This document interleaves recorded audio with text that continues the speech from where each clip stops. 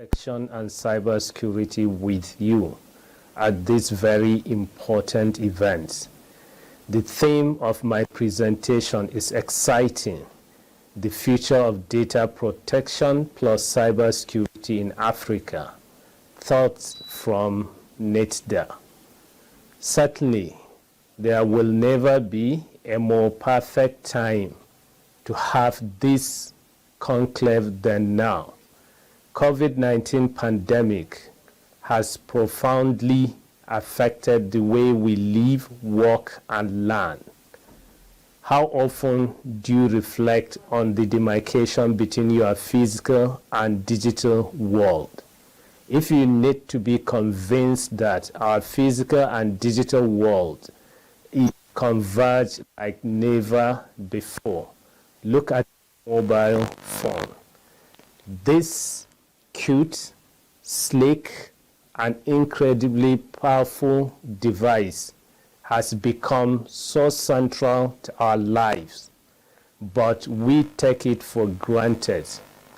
It seems perfectly normal to pull this device out of your pocket, no matter where you are on the planet, and use it to speak to someone else, no matter where the other person is on this planet. You can use it to shop online, collaborate with your colleagues, join virtual conferences like this event, as well as carry out financial transactions and so much more. We take it for granted. We take the implicit bargain we have unconsciously with the service providers. I won't make and receive a call or use your app.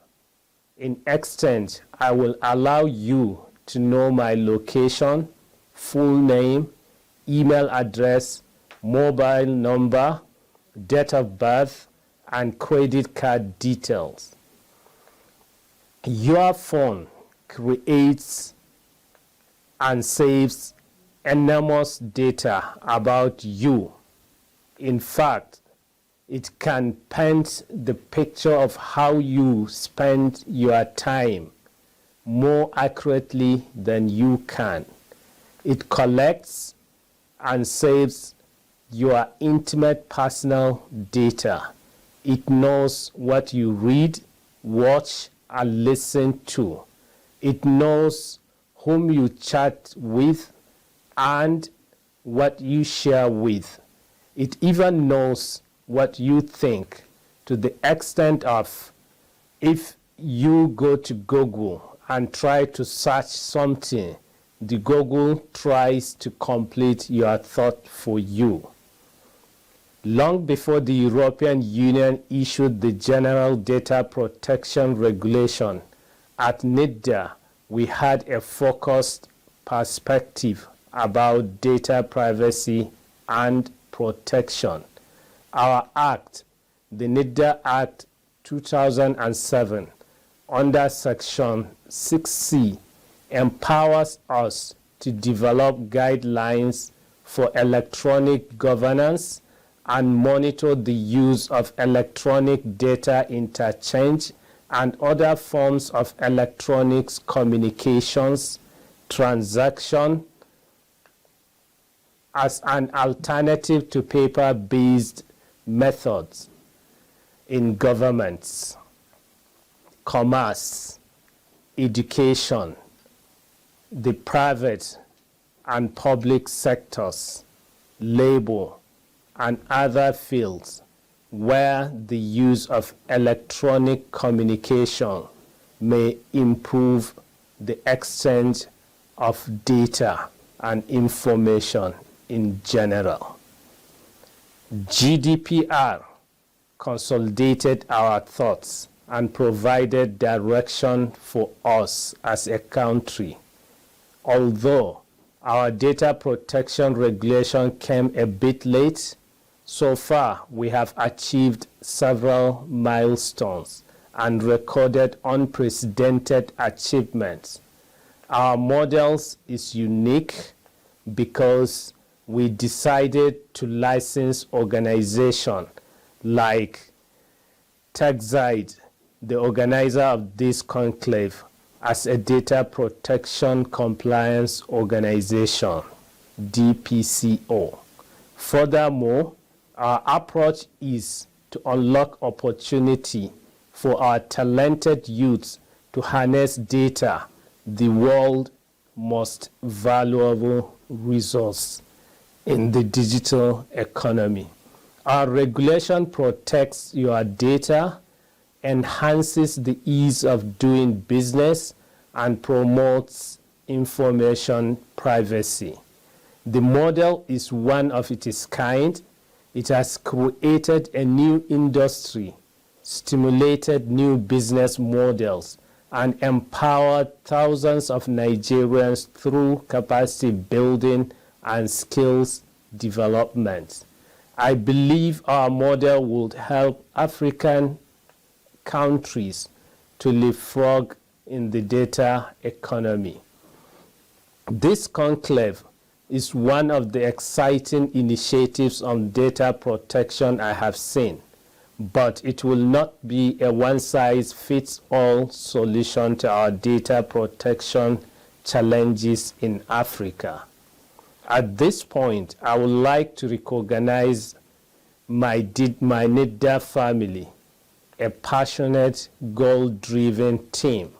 In less than 2 years, we have recorded unprecedented achievement in the implementation of the Nigeria Data Protection Regulation, NDPR. We have licensed 70 data protection compliance organizations. We created 686 new jobs role in the industry. We developed a new data protection sector, which is valued at 2,295,240,000 naira, using the median value of audit implementation cost. We remitted the sum of over 15 million naira to the federal government consolidated revenue account from DPCO's licensing and audit report filing. We issued 230 compliance and enforcement notices. We initiated and deposited 8 data breach cases with the police. We resolved over 790 issues. We successfully investigated and issued a data breach fine to a public institution, making it the first and only data breach fine in Africa in the year 2020. We issued a guideline on the use of personal data by public institutions this year. We launched the NDPR portal for filing of audited reports and reporting of breaches, and we have issued the NDPR Implementation Framework 2020. All these were achieved in less than 2 years, despite numerous challenges. Our innovative regulatory approach helped us to turn the tide around. All African countries can adopt our approach, as our challenges are similar and our opportunities are boundless. It's a critical component in our approach and digital economy in general. According to Cybersecurity Ventures, by 2021, cybercrime will cost the world about $6 trillion annually. At the same time, the cybersecurity spending will grow to $1 trillion and created a more than 3.5 million jobs. According to IBM, The average cost of a global data breach is about 3.8 million US dollars. With this, priority must be given to cyber security. Combating cybercrime has been a high priority in Nigeria. We have several initiatives to protect Nigerians' interests in cyberspace and development and aid both in the digital economy. Government organizations such as the Federal Ministry of Communications and Digital Economy, NITDA, Office of the National Security Advisor, Nigeria Communications Commission, NCC, Economic and Financial Crime Commission, EFCC, and more have different initiatives toward curbing the menace of cyber crimes. To deal with this problem, the Nigerian government introduced the Cyber Crimes Prohibition and Prevention Act 2015. The Act provides for the prohibition, prevention, detection, response, investigation, and prosecution of cyber crimes and for other related matters. This is followed by the National Cybersecurity Policy and Strategy, among others, and a number of ad hoc interagency committees for the implementation of the strategy.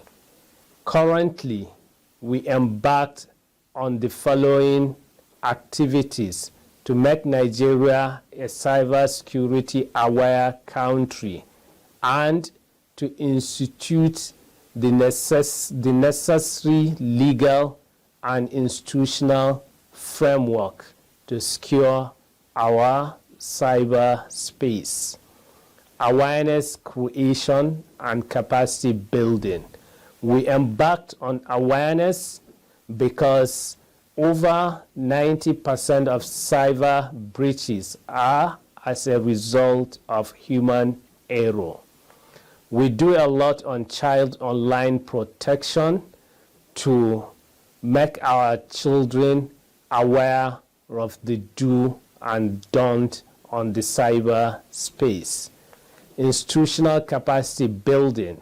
We are building capacity among government agencies so that to prepare our citizens to be able to prevent and restore services in case of cyber attack. Intergovernment and private sector collaboration. We do a lot on this for enlightenment. In conclusion, I will add that Africa's rise in the digital economy needs new and bold thinking. We at NITDA, as Nigeria's IT regulator, are working around the clock to learn from the best, improve our offerings, empower the young to create and drive solutions, and ultimately offer hope for the over 200 million people who look up to us to deliver on our massive mandate. We are happy to collaborate with you from other African nations to share experience and cross-fertilize ideas. Ultimately, we all must rise together as a bold, proud, and successful continent. Thank you for your attention.